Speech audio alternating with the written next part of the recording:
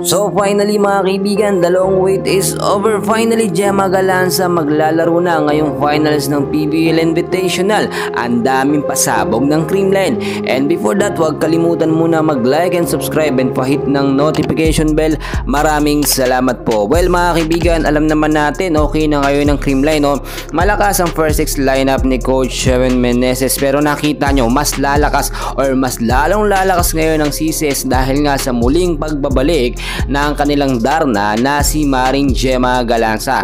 Ayon po sa ating mga nakuhang update, no, ay pumayag na po ang management ng PBL na free na silang maglaro, no, at nakita naman natin si Bunny Gandler at ito nga pong si Dawn Katindig ay naglaro na sa Signal nung huling laban po ng Creamline. Nakita nyo naman mabilis makakapag-adjust itong si Gemma Galanza sa sistemang meron ngayon sa CCS.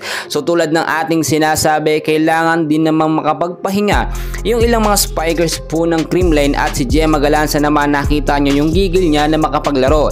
Ay na rin sa sinabi nito nga pong si Coach Sherwin Meneses, no, ay hindi pa rin daw sila ganong kasigurado. Pero bigla niya po yung binawi mga kaibigan at sinabi niya ay pag-uusapan. Pero ayon sa ating mga nakuhang updates na naglalabasan ngayon sa social media na cleared na at maglalaro na nga po itong si Maring Gemma Galanza. Alam nyo mga kaibigan, talagang maraming naghihintay dito kay Gemma Galanza, especially kung makapaglaro din sana si Tots Carlos at si Alyssa Valdez. Mas maganda po, no, mas malakas po ang Creamline Cool Smashers. So maraming nagsasabi sino ang posibleng palitan po nitong si Maring Gemma Galanza, no. Ay nakita natin itong si Bernadette Fon, so far napakaganda ng kanyang pinapakita. Posible siyang palitan or makasab po nito si Gemma Galanza, or pwede rin pong si Michelle Gumabo mga kaibigan, at alam naman natin malaki ang naitulong at naiambag ng kapitana pansamantala ng Creamline na si Michelle Gumabo habang wala pa po etong si Alyssa Valdez. Tungkol naman po sa adjustment at rotasyon ng mga player po ng Creamline, especially ganun pa rin po, walang masyadong pagbabago.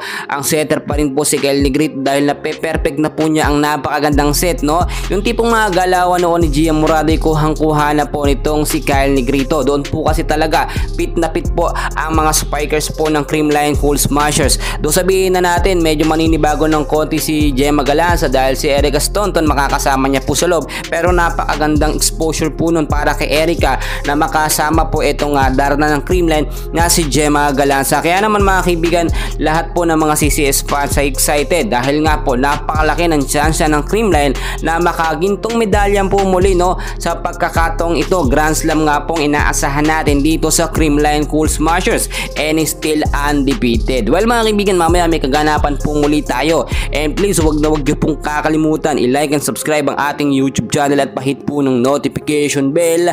Maraming salamat po.